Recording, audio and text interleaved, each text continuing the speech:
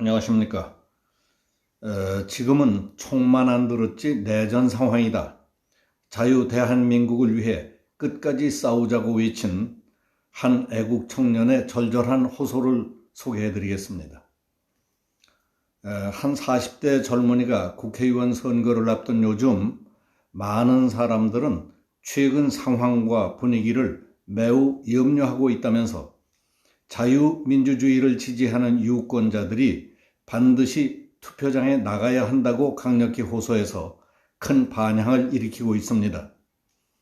올해 43살의 평범한 국민이라고 밝힌 호남 출신의 박모 씨는 자신의 페이스북에 대한민국의 발전상을 요약해 담은 영상과 함께 어려서부터 청소년기를 거쳐 오늘에 이르기까지 자신의 성장 과정과 사고방식, 사리 분별력의 변화 등을 밝히면서 최악의 상황이 오더라도 우리는 끝까지 싸워야 한다고 호소했습니다.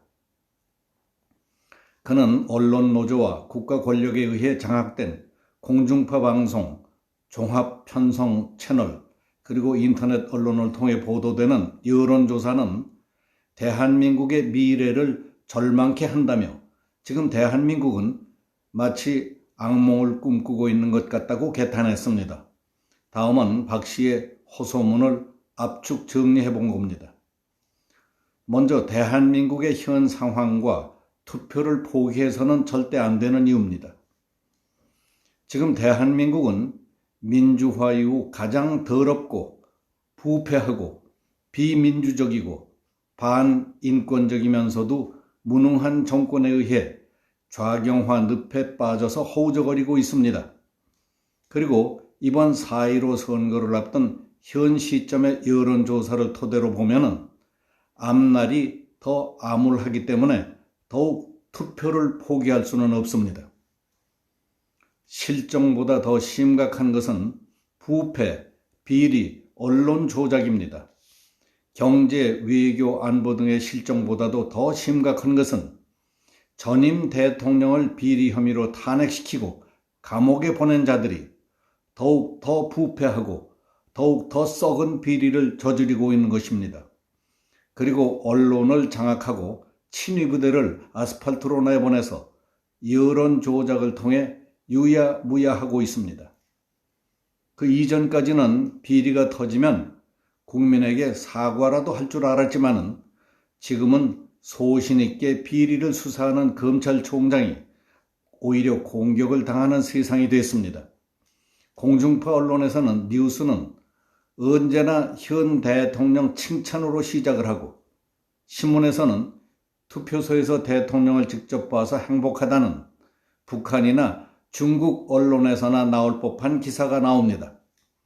집권 세력은 고위공직에서 결정할 수 있는 권력과 얻을 수 있는 정보로 조국의 사모펀드, 울산시장 선거 개입, 대통령 부인이 연루된 청주 게이트, 유시민이 연루된 신라젠, 민주당 고위직이 대거 연루된 라인펀드 등의 비리 의혹이 있더라도 그 어느 하나 언론으로 보도하지 않고 이를 수사하려는 검찰은 법무부 장관을 통해 조직이 해체되는 초압박을 받고 있습니다. 대학 수학능력시험, 사법고시, 각종 입사시험 등 돈 없고 백은 없어도 자기 능력과 노력으로 출세하고 성공할 수 있는 길들은 다 막아버렸습니다. 그리고 대통령 아들을 채용해서 회사 돈으로 유학도 보내주고 있습니다. 의사와 같은 고소득 전문 직종은 공부를 열심히 해서 시험 잘 본 학생이 아닌 대통령 및 핵심 권부의 딸이 시험 한 번 안 치고 추천서를 갖고 가는 자리가 될 것입니다.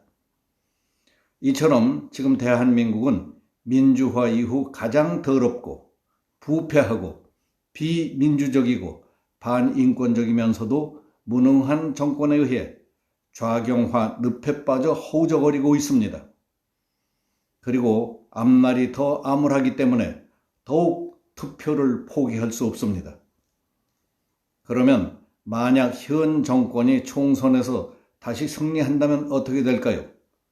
만약 현 정권이 총선에 승리한다고 가정한다면 이번 선거가 표현의 자유와 모든 정보가 언론을 통해 오픈되는 가운데 치러지는 마지막 선거가 될 것입니다.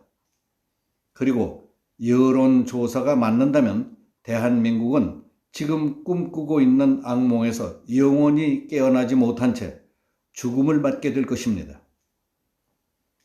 야당이 이긴다면 어떻게 될까요?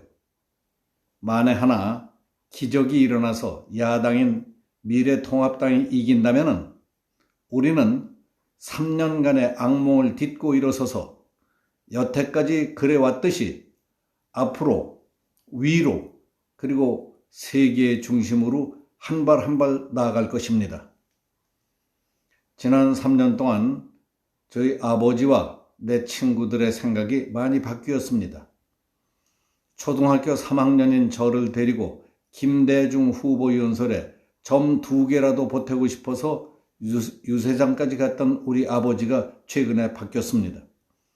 작년 10월 3일 점 2개라도 보태고 싶어서 어머니를 데리고 조국 전 법무부 장관의 경질과 문재인의 사과를 촉구하는 태극기 집회에 참석했습니다. 내 대학교 동창이자 지독한 노빠여서 나와 정치 얘기만 하면 싸우던 제 친구는 오늘 카톡을 통해 진심으로 나라가 걱정된다며 그래도 우리가 대한민국 최고의 전성기를 살았다는 것만으로도 감사해야 할 것 같다고 말했습니다. 그러면 최악의 상황이 온다면 어떻게 하겠습니까? 대한민국이 영원히 악몽에서 깨어나지 못하는 최악의 상황이 온다 하더라도 끝까지 싸워야 합니다.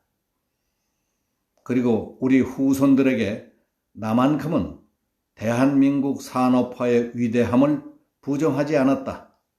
대한민국을 추락시킨 세력들을 지지하지 않았고 끝까지 그들과 맞서 싸웠다고 자랑스럽게 말할 수 있도록 결의를 다져야 합니다. 지금은 총만 안 들었지 내전 상황입니다. 우리는 고지전처럼 끝까지 남아서 싸워야 합니다. 산업화 1세대가 만든 우리 한민족의 기적을 계승하고 후손에게 물려줄 수 있는 자유 대한민국을 지키기 위해 끝까지 싸웁시다. 오늘 여기서 마치겠습니다. 감사합니다.